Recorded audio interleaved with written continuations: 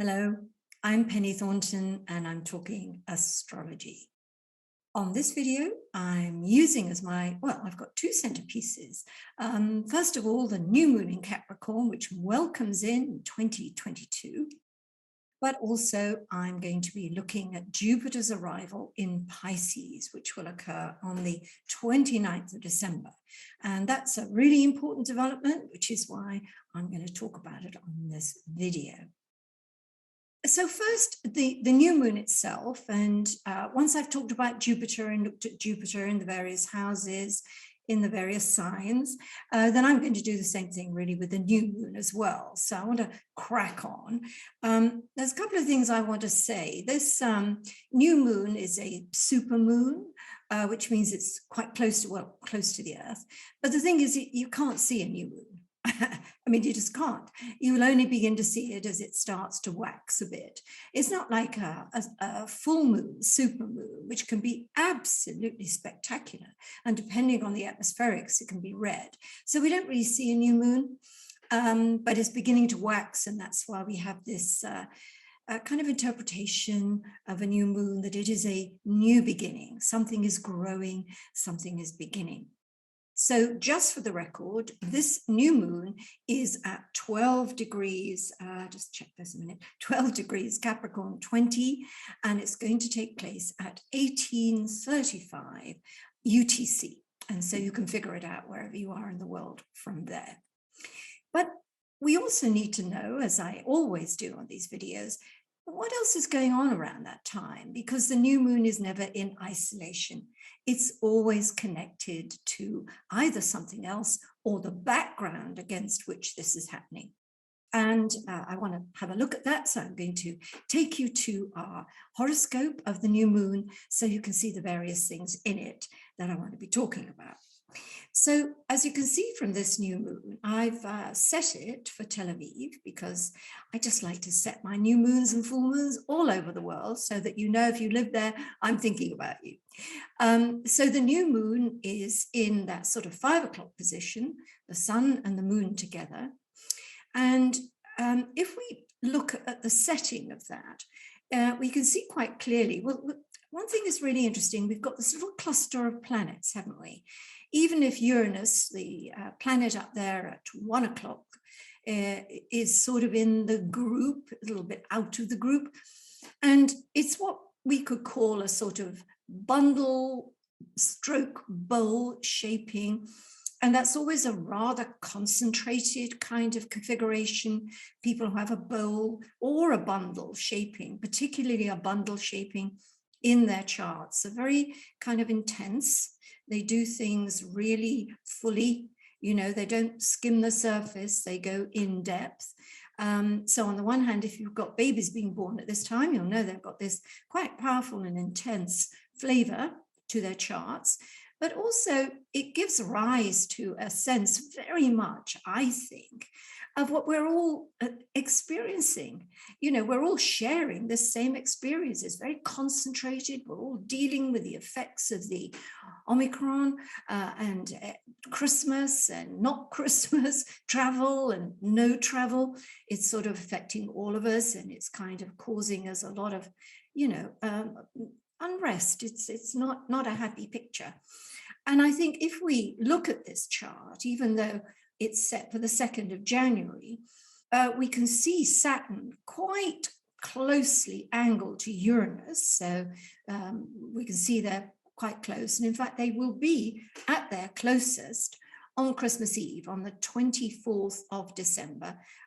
Saturn and Uranus will meet for the 3rd time in their square angle. And we've been dealing with this theme all year, which is so easy to see when we think about how all of us, in whatever nation we're in, have been through alternate periods where we're in lockdown, then we're out of lockdown, we're free, and then we're not free again.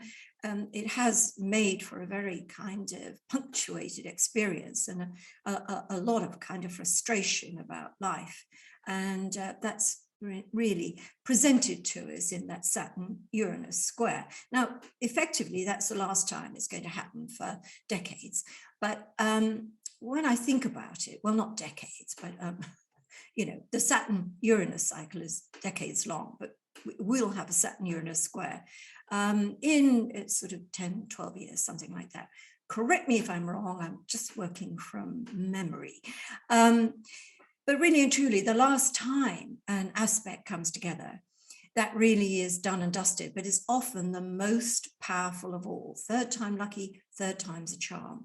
So we need to remember that in terms of our own life experience, especially if we have anything at 11 degrees of the fixed signs. That means 11 degrees Saturn, Aquarius, Leo, Taurus, or Scorpio, because that Saturn-Uranus square will be homing in on our planet or point and bringing it very much into our experience. And it is a tough one, but it's how we view it and what we deal with the events that we're dealing with that makes it either something we can come through the other side of and feel a sense of triumph, or something that just beats us down and we admit defeat, which we should never do.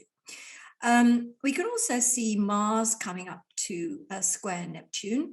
That's going to take a little while. It's a little bit out of our time range here, but nevertheless, Mars is in orb of Neptune. So we're still carrying through that kind of sense of confusion and chaos and muddles and mysteries. What's going on? Why haven't we got the full picture? What are people keeping from us? Whether we're thinking about our own personal lives or whether we're thinking about what the government are doing. What aren't they telling us? So, of course, conspiracies tend to be rife when we don't know what we're doing because we rely on other people to tell us. And some of those sources are themselves very unreliable. So we've got that in our mix as well. As we get to Christmas Day itself, we have an exact Venus-Pluto conjunction. That's pretty intense and passionate. So some people are going to have a really, really intense Christmas in a very good way with their significant other. Whereas others will find that it's just the, sort of not the tip of the iceberg, but the final straw. Something really gets you. Did you get a rotten present? Did someone forget to speak to you? Did someone forget to take the turkey out of the freezer? Because what happens on a Venus-Pluto conjunction is it all falls to pieces. Everyone gets terribly upset. So let's all of us try to maintain a kind of serene distance from those things that really didn't agree with us very well. So that's really the run up to Christmas Day itself. And of course, just one more thing I want to say about Christmas is that it is a bit overhyped, and we all, to a certain extent, very much look forward to it. It's a time for family, a time when there's lots of celebrating and sparkles when we're wandering outside in the streets. But that's really just a veneer because life is tough for most people, and often at Christmas, when we're supposed to be so happy and we're looking at other people seemingly having a wonderful time, it can make our difficult situation unbearable. So we need to bear it or have a thought for what's going on with other people. And that will certainly pull us up sharply if we've got a big pity party going, okay? So let's come into Jupiter into Pisces. So I'm going to come back to me here so that I can talk to you as opposed to you're looking at my beautifully presented chart. One of the things that Jupiter changes signs sort of every 12 months or so. So often a whole year has the flavor of that particular sign that Jupiter is moving through. Now, on this occasion, in 2022, Jupiter will enter Pisces on the 29th of December, but it will leave by the 5th of May, and then Jupiter will enter Aries, and it will remain in Aries until sort of late October, and then it'll do a final little circuit, end of Pisces, so to speak, right through until December. So it's not a full year in Pisces. But I think what we want to think about is, and what is often a really, really good help to us when we're trying to figure out, what does Jupiter in Pisces mean? It's a little bit like when the Chinese zodiac thinks about the year of a tiger, as it will be this coming year. That flavoring is to the whole year. And it's the same really with Jupiter. It casts a kind of flavor on the year, although we're a bit schizophrenic this year. We've got Aries as well, but let's just focus on Pisces for now. And when we think about, what the sign of Pisces is and what are likely to be the areas of growth, because Jupiter's principle is expansion, which is something we like. Jupiter, the greater benefic, is a supersized planet, and its properties are supersized too. And when good things happen on Jupiter, they really happen great and good. But of course, when bad things happen under Jupiter, well, it really does go pear-shaped in a big way. And I think we saw that a little bit when we think back to the Saturn-Pluto conjunction in January of 2020, Jupiter joining in the fray. We had that huge spread of coronavirus. Jupiter just maximized the problems of coronavirus, which is something to always bear in mind with, when Jupiter is in a particular sign and what it may be doing when it connects with other planets. So the last time Jupiter was in Pisces was in 2010. So you may be able to think back to that point, especially if you were born with Jupiter in Pisces, or you've got Jupiter in Pisces very prominently displayed in your chart, rising, setting in the 7th house, on the IC, on the midheaven. Then this brings Jupiter, or makes Jupiter, a really important planet for you, its properties and its developments as it moves around your chart. So 12 years ago, just to refresh my memory, we were in the global recession. It was in full swing. The swine flu epidemic came and went, and William and Kate got engaged. And also 16-year-old Jessica Wilson became the first young person to sail around the world. So you can already see where I'm getting at here. Obviously, the idea of the global recession being in full swing, well, we do have some really big global economy problems looming for 2022. And we may just see them gathering momentum during the first 5 months of 2022. The swine flu, well, that's interesting because, we have an epidemic anyway. So I like the idea that it came and went in 2010. Well, we're rather stuck with it at the moment. As I'm talking to you, it's really in full swing. So we have to hope that with the measures that we take, we'll start to see it really well and truly on its way out as we go through 2022. William and Kate getting married, royal romances. I'm going to come back to that shortly. And the idea of this young person sailing, around the world single-handed. What we're going to get a repeat of is big sea stories. The sea, the oceans, they're going to be important for us throughout, Jupiter's transit of Pisces, so we could loosely say the whole year. Whether we're thinking about what happens with oceans in the sense of, disappearing species, whether we think about the ocean overheating, or whether we think about what rich offerings the ocean has to us, for us, the idea of cures and advances that will help mankind, the use of water, the use of the oceans in order to help mankind. That's a big theme. And we're also probably looking at big sea journeys. I mean, who do we know who might be doing a single-handed trip around the world over the seas? That might be a big news story. And then we come back to the idea of royal romances. Well, there's another aspect to the royal story, certainly in Great Britain during the course of 2022, and certainly during that first 6 months. It's the Queen's Platinum Jubilee. So there will be an awful lot of jubilation. That's a good Jupiter word, and celebrations for that great event. But we already know what's brewing here. We still have a giant problem with Meghan and Harry and the royal family. We've got Prince Andrew likely to be in very difficult circumstances, and that puts a weight on the monarch's shoulders. And then we also have the concerns for the Queen as she grows older as she has stepped back from some duties in 2021, there may be even more serious concerns about Her Majesty. Because let's also face the idea that although Jupiter is great and good and jubilant and joyful and expanding everything, it's also inflating everything. So it inflates problems, it inflates difficulties, and we simply have to bear that in mind. Now, what is significant about Jupiter's transit of Pisces this time is that it will conjoin planet Neptune. Neptune is already in Pisces, and so now Jupiter is going to conjoin it on April the 12th. So that's a really big day for your diary. And around that time, a week before, a week afterwards, which I think the week afterwards includes Easter, you want to be looking for some very, very major events. Again, in line with what I've been talking about, the seas, the oceans, these kind of things.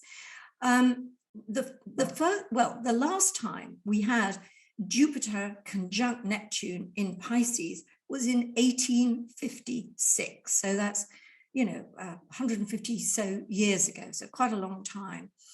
And one of the factors in that year of 1856 well, there was some strange events at sea. There were some strange disappearances of steamer ships and sinking with icebergs, not the Titanic. There was another steamer ship that sank due to colliding with an iceberg. And we also had the start of the Second Opium War.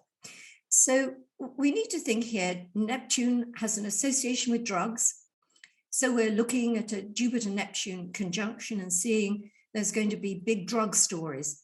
Whether we get the idea that we've got great treatments for illnesses, great breakthroughs in things, that affect human life, or whether we are looking at the totally opposite effect when we're thinking about recreational drugs and the terrible damage that drugs do to people. And there's going to be a real crackdown on the drugs industry, okay? And that might actually also include the pharmaceutical industry too, just in case there'd been drugs for money kind of thing, making money on the back of people's ill health, so to speak, and I think you know what I'm talking about. So those are really, really big features. So let me have one last thing about Jupiter and Neptune conjunction and Jupiter and Pisces. We might, as we're already seeing, the inflation of gas prices. So there's going to be a lot more stories about gas. And when you think of about that huge gas pipeline extending, around the Baltic from Russia to Europe, well, my goodness, there could be some big stories about that and some big political stories about it too. So let's get on with what Jupiter in Pisces means for you. Now, of course, I'm holding myself back again because I'm also thinking that Jupiter in Pisces, we get growth for the health and social services, more money pumped in.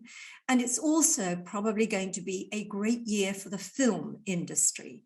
It's also a great year for psychics and a great year for things that are unseen.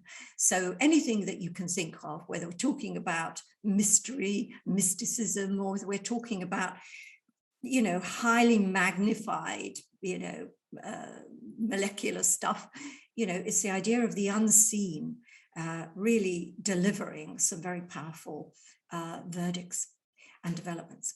So let's go for it. Jupiter in Pisces. Well, if you've got either Jupiter in Pisces or you have Jupiter in your first house, then or you are a Pisces, then this is all about you. And Jupiter's power to make bigger can really be seen on all levels. The things that you're involved with are probably grand and glorious. You may get your 15 minutes of fame, if not a lot more. All sorts of things may take off for you. And certainly, instead of just waiting to see if what I'm saying is true, the idea behind this is to make your own luck.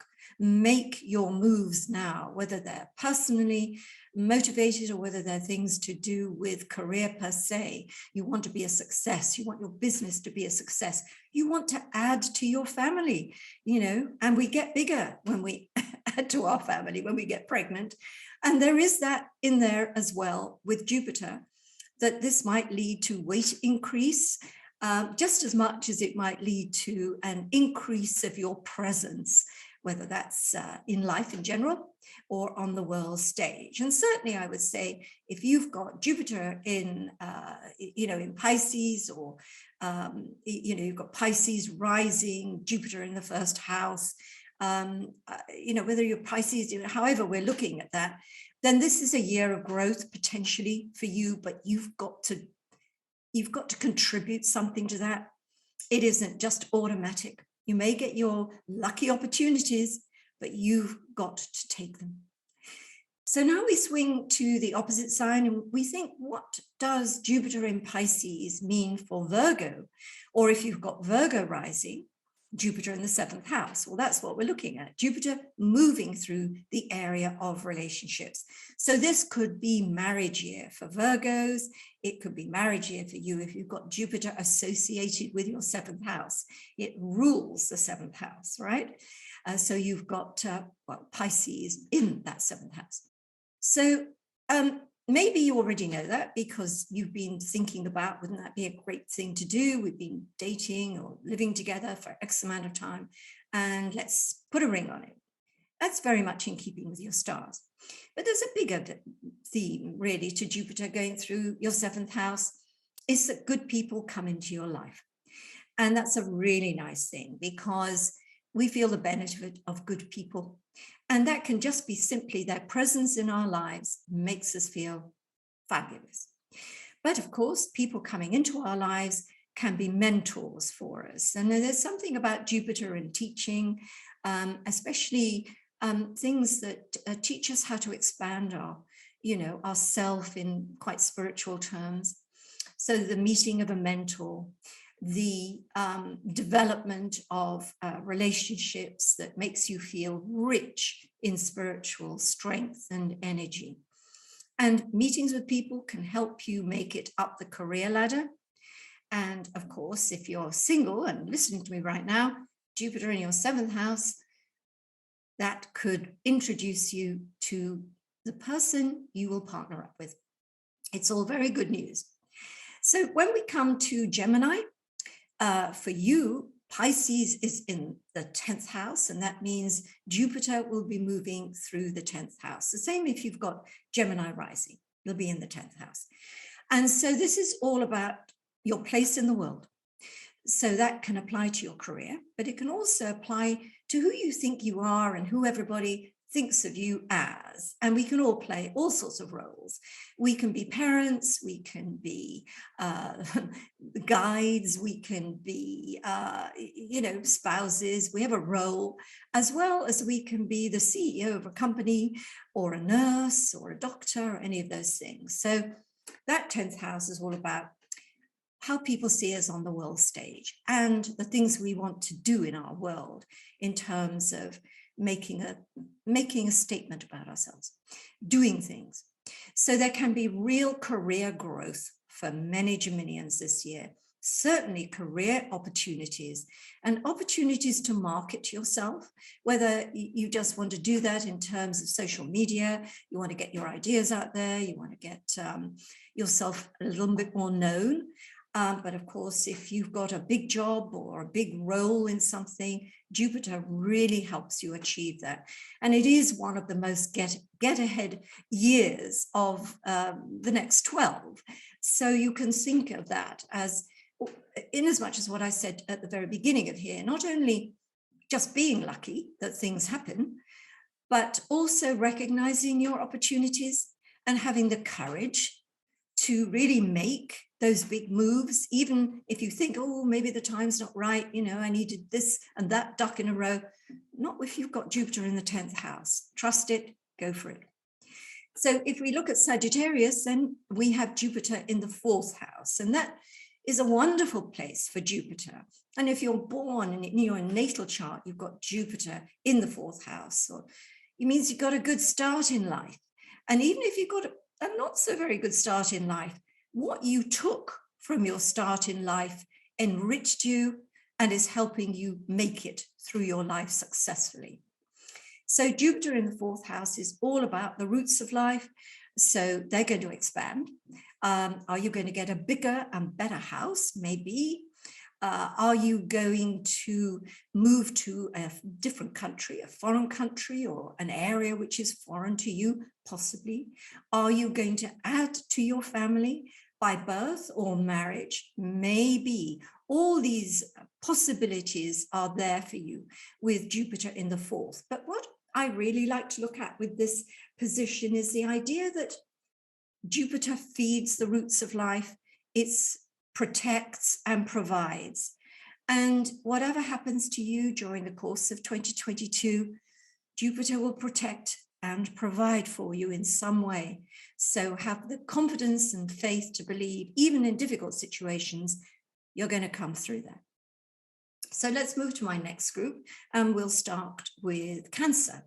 Now, for Cancer, Jupiter is in your fellow water sign of Pisces. So if you've got Cancer rising or you are a Cancerian, we can look at it moving through the ninth house. Now, that ninth house is about far horizons, and is where we extend ourselves and where we see more of life. So, of course, we can see more of life by getting on a plane or a boat or a train and going to new places. The further away, the better. So it does have a kind of long haul travel feel to it. And indeed, many Cancerians will take a really big journey in terms of miles in 2022.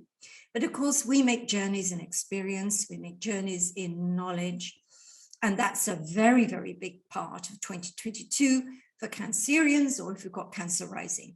And you also need to think, I think, in terms of a 10-year life plan, or even a 12-year life plan, and really start to build it. If you can see that there are certain aims and ambitions you have, and you're prepared to take your time to achieve them, mapping out the various stages of that 10 to 12-year journey is an excellent way to work and do what you want to do in 2022. And also, when we set goals for ourselves and we're working towards a goal, it fires us, it gives us strength and enthusiasm, and Jupiter's passage of the ninth house can be a very joyful experience.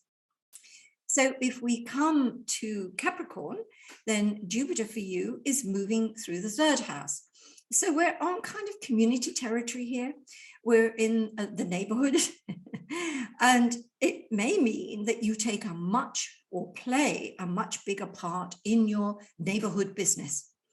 Maybe you join Neighborhood Watch. Maybe you start something happening in your community. Maybe you will be the person who starts the celebrations in your street or your neighborhood for some kind of big event, whether it's July the 4th or whether it's the Queen's Platinum Jubilee. You start things off. You get buried into your neighborhood and start being a very, very active, growth-oriented part of it. But this area too is about knowledge, and it's sort of about knowledge that's useful. Sometimes with ninth house knowledge, it's about things that are rather high-minded. We're in the area of academia and qualifications, you know, in the ninth house. In the third house, we're interested with, how does this work? What does that mean? How can this apply to us in real life? And I always think you find the journalist in the third house, but you find the novelist in the ninth house. That will help you, especially if you're seeking to acquire more information, you want to, you know, get more knowledge and experience, then Jupiter is really, really going to help you grow. It's going to help your mindset to grow and develop. And it's, you know, how our mindset is everything. You know, if we have a good mindset about things, even if things are difficult, we work better with them, we get better outcomes. And, you know, if things are really good, then with Jupiter in our third house, there's no limits on how good they can get. So now if we look at Libra, then here we're looking at the sixth house. So we could say straight off the bat, what is the sixth house about? It's about work and well-being. Okay, so certainly there could be great growth in your work. Maybe that just means loads and loads of work. maybe you be happy about that, or you think, oh no, I got too much already. But if you're out of work, that's very good news indeed. And it also means that you can make great strides in terms of your work. And that's if you've got Libra rising, or you have Jupiter in the 6th house, Jupiter moving through your 6th house. That's what it means. But I think also this area of the chart, which has such a lot to do with your life system, doing the work of life, your health system, all those kind of things, it means as generally you're much more robust. Things tend to grow and do well. If you've got some bad habits, then they'll increase. And so that does need watching. And you'll know what they are, just listening to me now. I don't have to say what they might be. But it's also, I think, Jupiter in the 6th about the joy we get in service when we do things for others. And also when we do the work of life, the satisfaction it brings us for a job really well done. And again, not quite the same as Jupiter in the 10th. It can mean not just a successful year work-wise, but one in which you achieve recognition for what you do. Maybe that's an upwardly mobile career move, a little plaque on your office desk, which says you've now, a CEO or whatever it might be. There's growth in that regard too. Flipping over to Aries, of course, Jupiter is going to spend from May till October in your sign. And if you have Aries rising, certainly early Aries, we're sort of talking about 0 to 10, 12 degrees of Aries. So that sort of first decade of Aries, Jupiter will definitely grace your sign in the May to October period this year. And if you've got Aries rising in the early degrees, just generally Aries, then there will be some very Jupiterian properties to your life. So you'll expand. And everything I said about waistlines expanding for good reasons, maybe, or the fact that you feel your star is rising, that, my goodness, are people paying attention to you? Are you the star of your particular world? Probably. If you have Jupiter at that particular point, you've got Jupiter crossing into your 1st house, or you're in Aries in that 1st decade.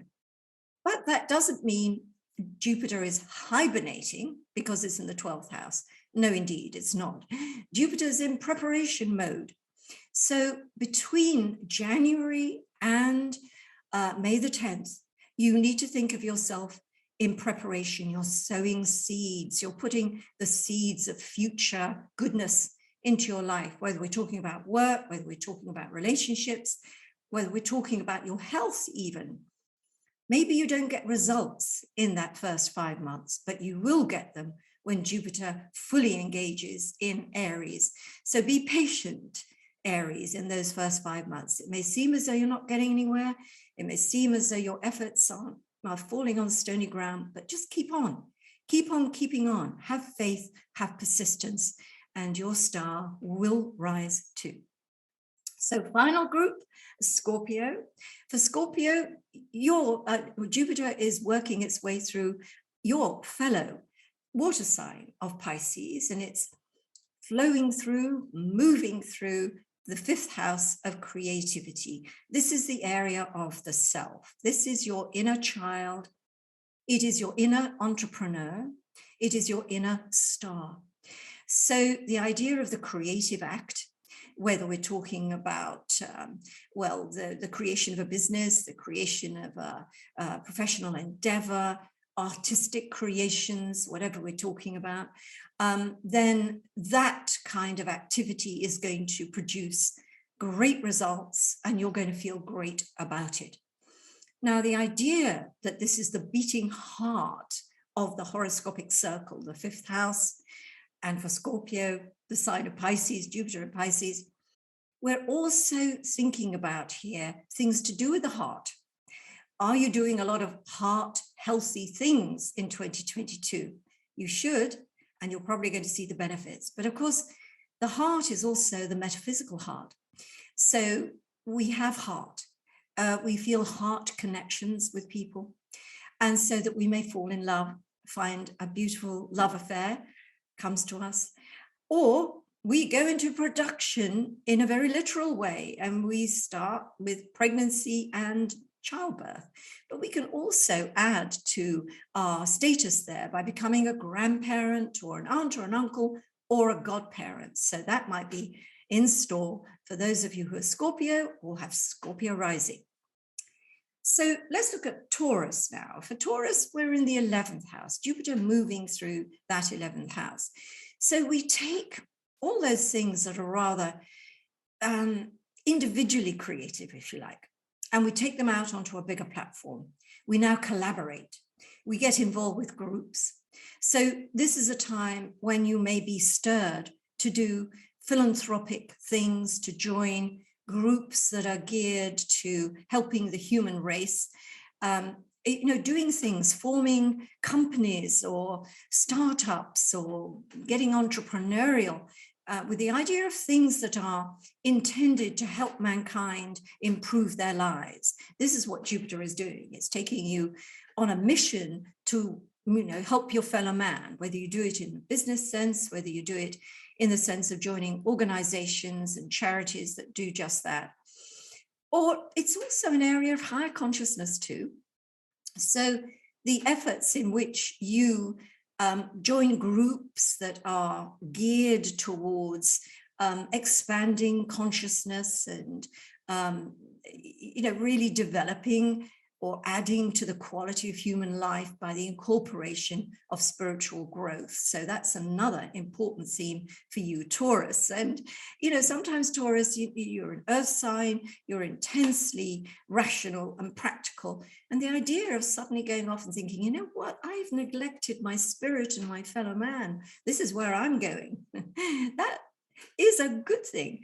And I think Taurus feels a great need sometimes, an unspoken need to sort of do that kind of humanitarian stuff. And Jupiter is giving you your opportunity. So the last two we come to, we're looking at Leo here. For Leo, Jupiter will be moving through the 8th house. And if you have Leo rising, Jupiter is moving through the 8th house. Now, my goodness, what an opportunity this brings. This is the house where we sort of begin and end things.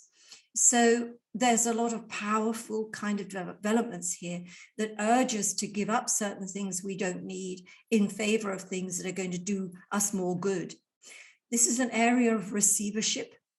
So Jupiter in this area can mean, well, on the one hand, maybe it does mean you're going to receivership. I hope not. But it really means you receive money. So inheritance, settlements, divorce settlements, redundancy settlements, that kind of thing could be on offer throughout 2022, but particularly in those first 5 months and October through to December. So there are great gains to be made. But also this idea of receiving is about giving yourself over to other people, opening up to other people, because as far as we're able to open, the more that can pour into us. And sometimes we withhold because we're frightened of losing something, or frightened we'll be manipulated and things are going to go wrong. And then we kind of miss what's being given to us.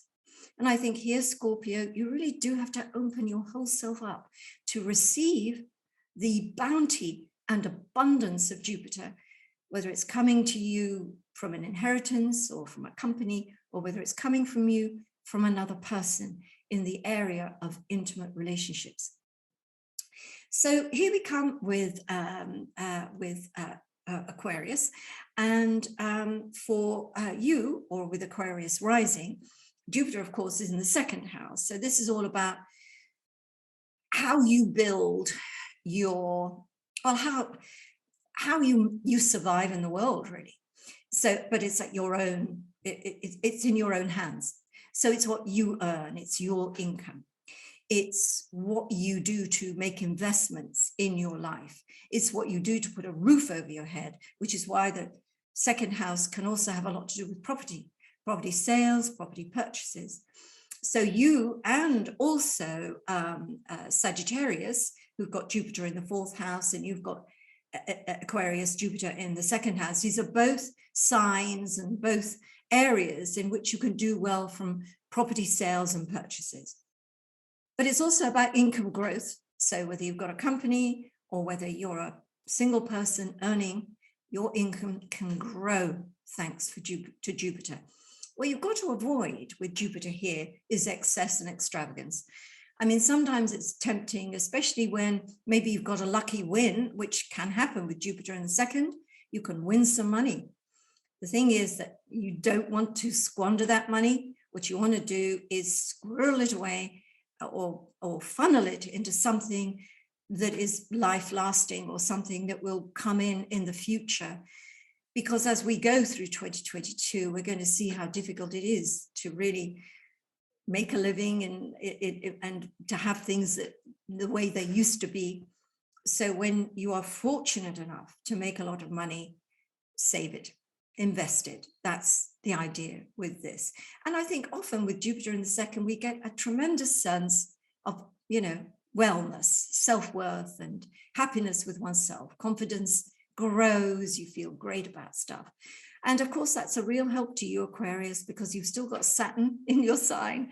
So to have Jupiter in the area of self-worth is a bit of a counterbalance to any of Saturn's kind of minimalization.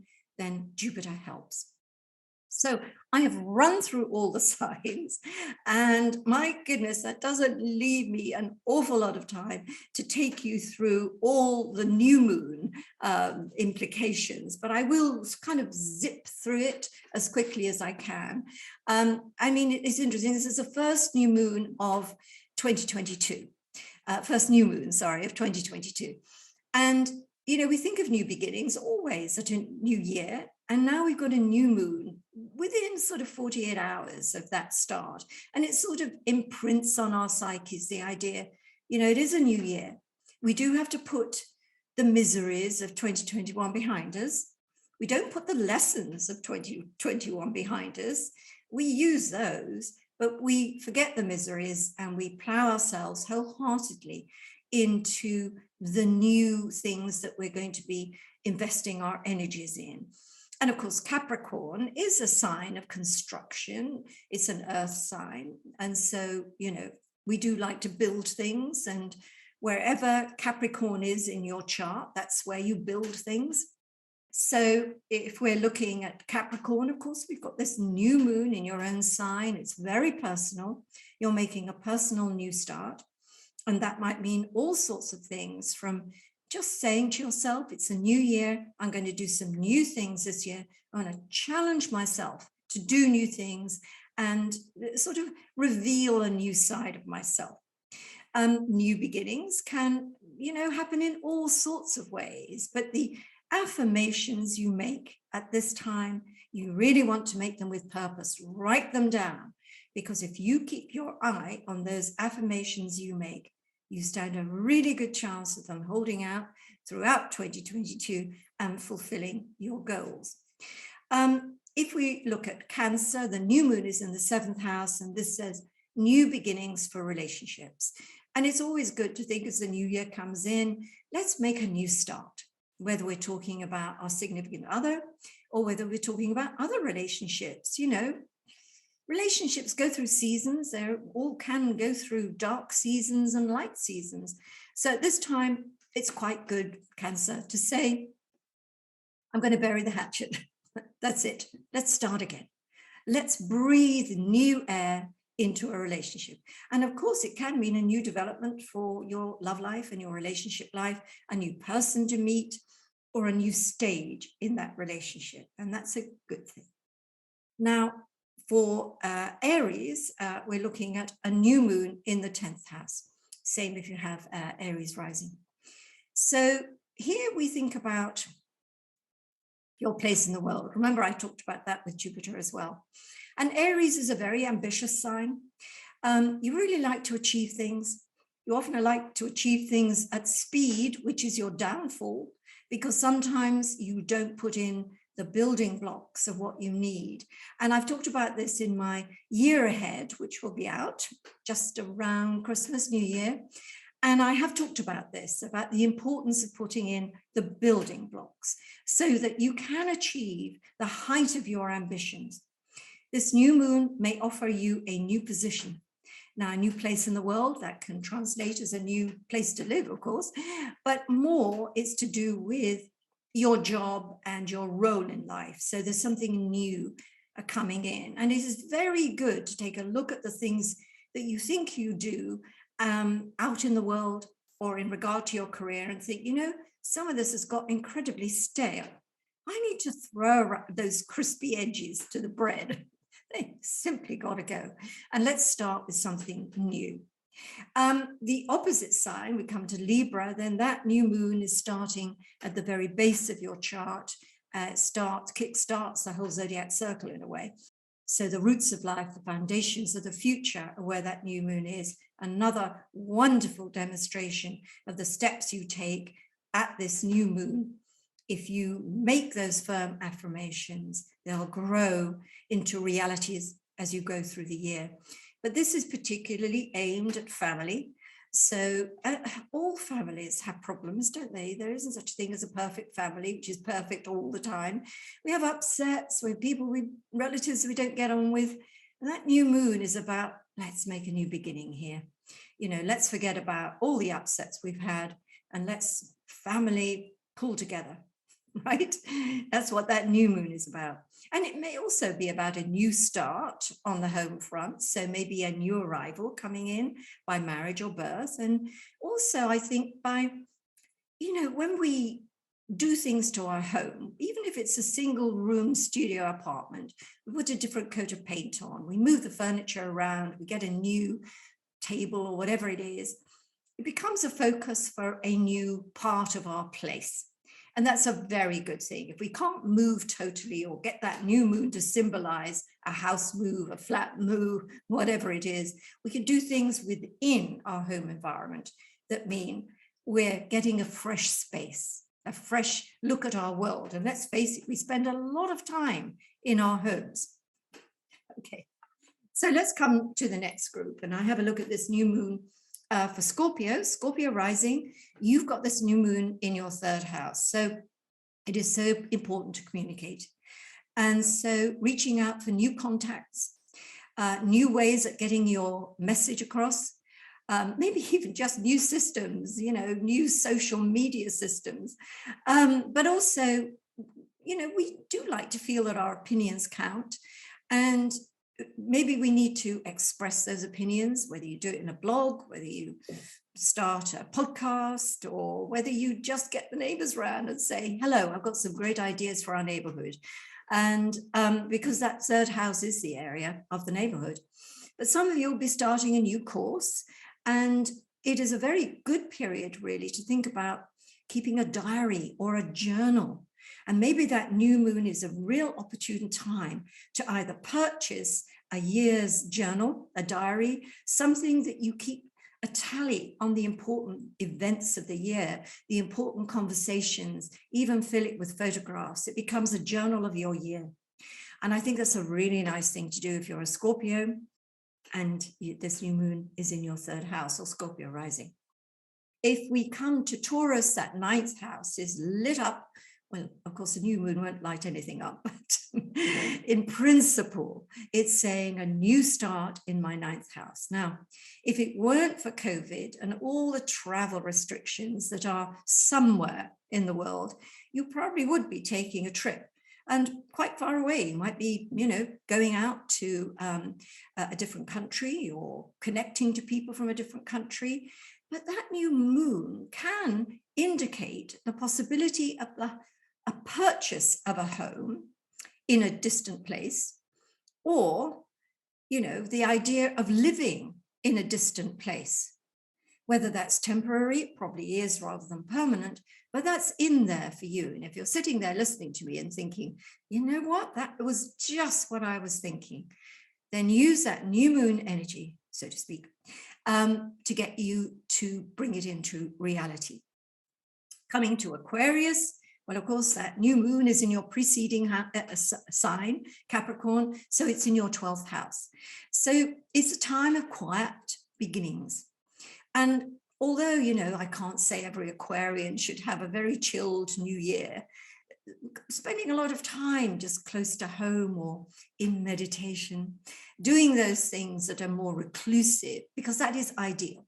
The ideal is that you start the new year very much with yourself, with very, very small group of people, doing things that are geared at spiritual renewal, mental and physical renewal. And, you know, that's a good thought to have on this new moon, that you can't keep going at the rate of knots, you know, burning the candle at both ends. Rest, relaxation, withdrawal, so important. And that's that new moon message for you. And the same really with ideas that come to you at this time, the seeding, you know, the 12th house is a seeding ground. It's a preparation ground. So a lot of things get seeded in your unconscious mind on that kind of new moon in the 12th house. If we come to the opposite sign, Leo, then that new moon is in your 6th house. Does it mean a new job? It could. Does it mean new working conditions? Maybe you're working from home, or maybe you're working from a new place, or maybe there are new working personnel or people you're going to be working with. Even if you work from home and you've got a kind of virtual workspace, you may find yourself working with new people and there's a new kind of routine. And that can be difficult to adapt to. So I think just putting it in your mind and being open to the idea that things are probably going to be a little bit different in regard to work, but that doesn't mean bad. Different can be good. So I would recommend even you getting behind changes in your working routine, changes in your health routine and fitness routine. And I guess that's something a lot of us do at New Year. We say, you know what, I'm going to shift this extra 10 pounds. You know, I'm going to get fit. I'm going down to the gym, renew my gym membership.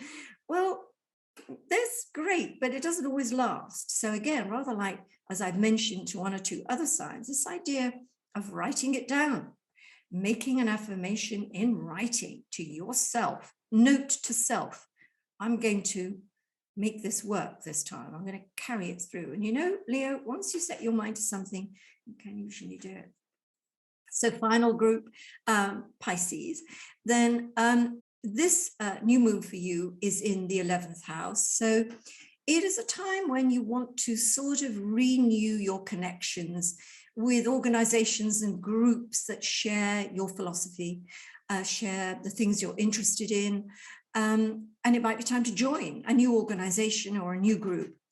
And it's also a time when you can think a little bit more about not just yourself, but humanity at large. And it's a nice thing to do at New Year is to perhaps, put monies into a charity if you can, or go to volunteer and make a statement that, you know, this new moon is going to mean new moon beginnings for other people as well. You know, people who are not so well off or who are in trouble, then that new moon is kind of a humanitarian new moon.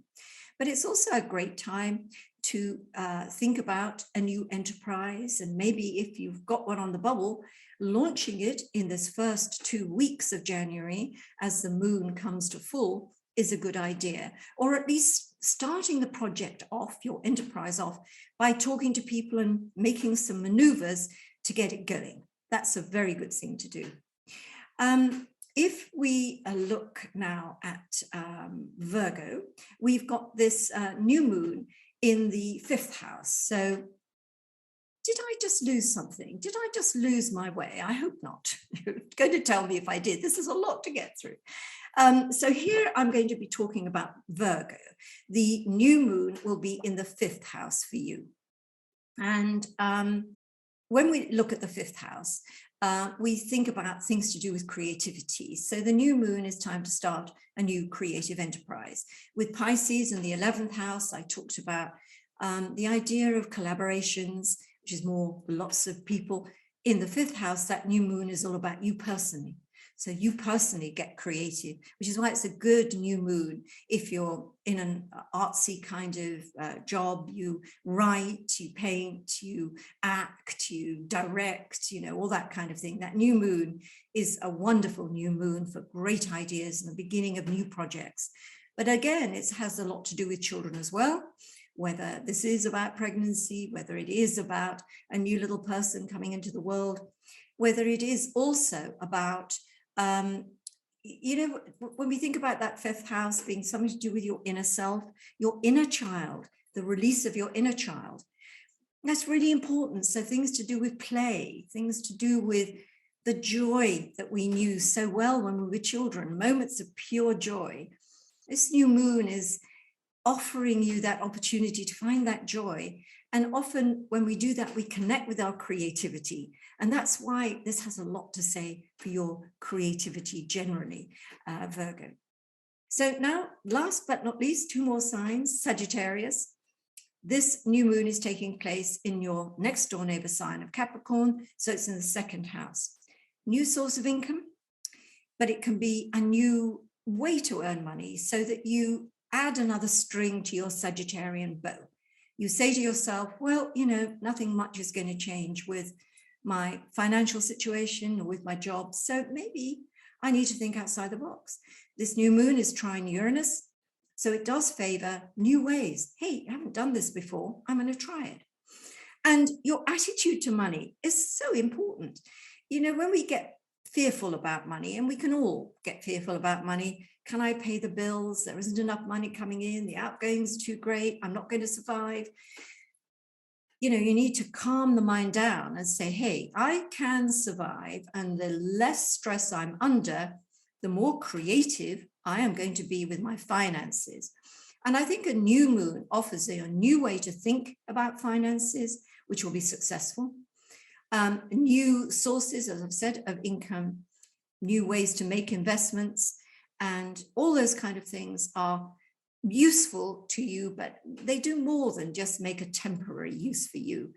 A new mindset with money and things that you consider to be your assets and the things that are essential to survival, a better attitude to that, a more optimistic kind of, you know, just that attitude of non-fear is going to make a big difference to how rich you feel and how easily money flows in and out of your account. Last but not least, Gemini, we're in the 8th house.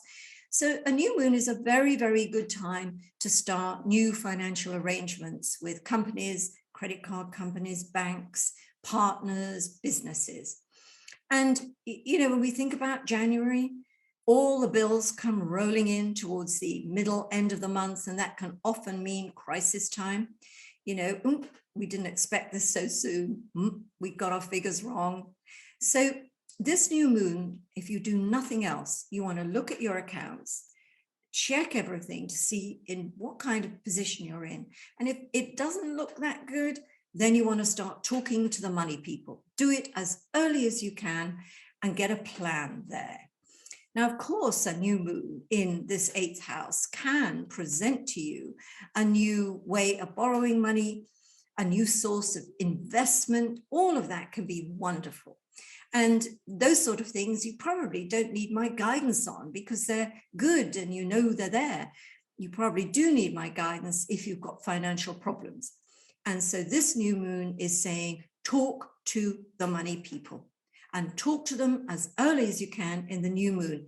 Don't leave it. Don't put it off. Mercury is going to go retrograde on the 15th of January. That's going to be much, much more difficult to talk to people. Do it sooner than later, and so that you're in a good place financially.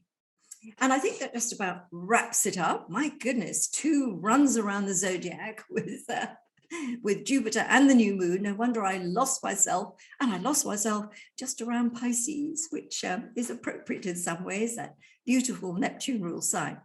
So I want to close, and of course this is Christmas time, isn't it? When you'll be watching this. I don't look very Christmassy, but I do want to wish you a very happy Christmas. And even if you are in difficult circumstances, you know, there's always next year.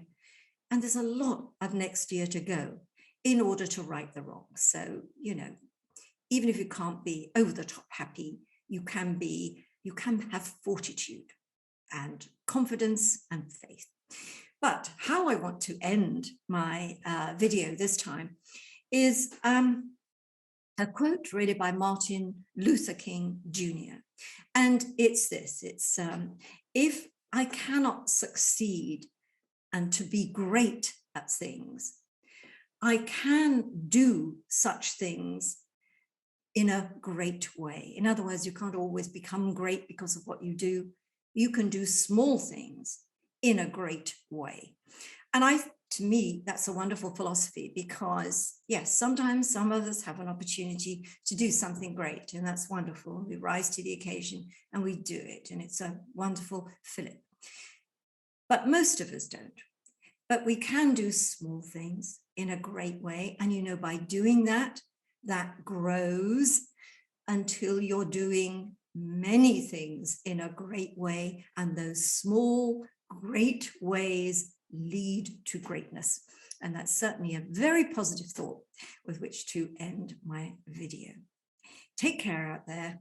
It's tough, I know, but we'll get through it. Okay, bye for now.